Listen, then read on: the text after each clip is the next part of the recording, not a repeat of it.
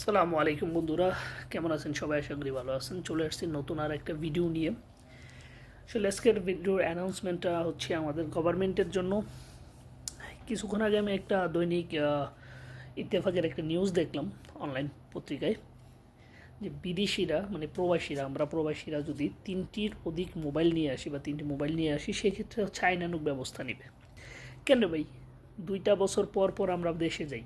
হ্যাঁ, তা আমি আমার ফ্যামিলির জন্য যদি 2টা মোবাইল নিতে না পারি, 3টা মোবাইল নিতে না পারি, তাহলে ভাই আমি বিদেশ করে লাভ কি?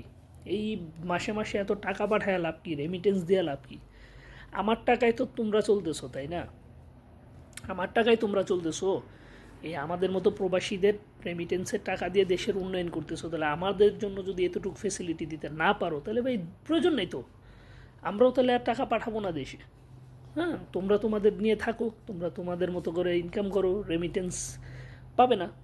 ওকে, তো আপনাদের আসলে যদি এটাকে প্রতিরোধ করতে হয়, অবৈধ মোবাইল চোরাচালানি যদি বন্ধ করতে হয়, তাহলে আপনারা সেই সকল যাত্রীদেরকে ধরেন যারা রেগুলার বেসিসে 1 মাস পর পর হচ্ছে ট্যুর দেয়, বিদেশে যায়, এরকম লোকদেরকে আপনারা দাঁড়ান। ভাই আমরা যারা প্রবাসী 2 বছর পর পর 1 বছর পর পর দেশে যাই, ফ্যামিলির সাথে দেখা করতে যাই, হ্যাঁ, তো তাদেরকে এই ধরনের হয়রানিগুলো করেন না।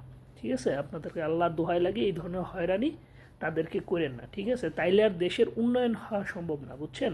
ওই দেশের ভিতরে ইনকাম করে দেশের উন্নয়ন করা সম্ভব না। দেশের উন্নয়ন করতে হলে ডলার প্রয়োজন, আর ডলার আসতেছে আমাদের মতো প্রবাসীদের কাছ থেকে। ঠিক আছে, মনে রেখেন বিষয়টা।